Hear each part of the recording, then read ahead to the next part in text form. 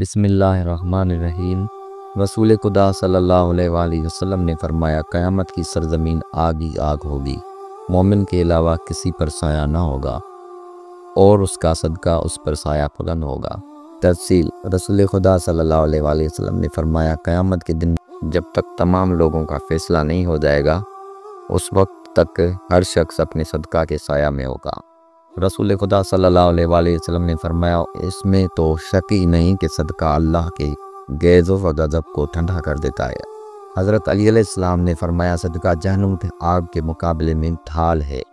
امام جعفر صادق علیہ السلام نے فرمایا، اللہ تبارک و تعالیٰ فرماتا ہے، ہر ایک چیز کے لیے میں نے اپنے علاوہ کسی نہ کسی کو مقرر دیا ہے، سوائے صدقہ کے کہ انہیں میں بھی اپنے دست قدرت سے لیتا ہوں۔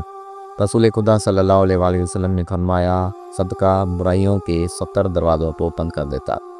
رسول خدا صلی اللہ علیہ وآلہ وسلم نے فرمایا، صدقہ بری موت کو روکنے کا ہے۔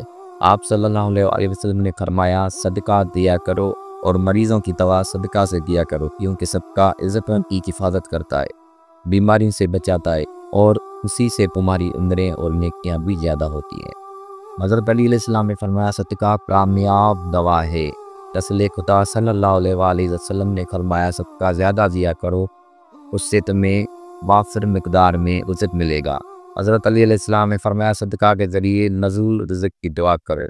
حضرت علی علیہ السلام نے فرمایا، جب تم نادار ہو جاؤ تو صدقہ کے ذریعہ اللہ سے تجارت کرو۔ امام جعفر صادق علیہ السلام نے فرمایا، جب کبھی میں ناداری کا شکار ہو جاتا ہوں، صدقہ کے ذریعے سے اللہ سے تجارت کرتا ہوں۔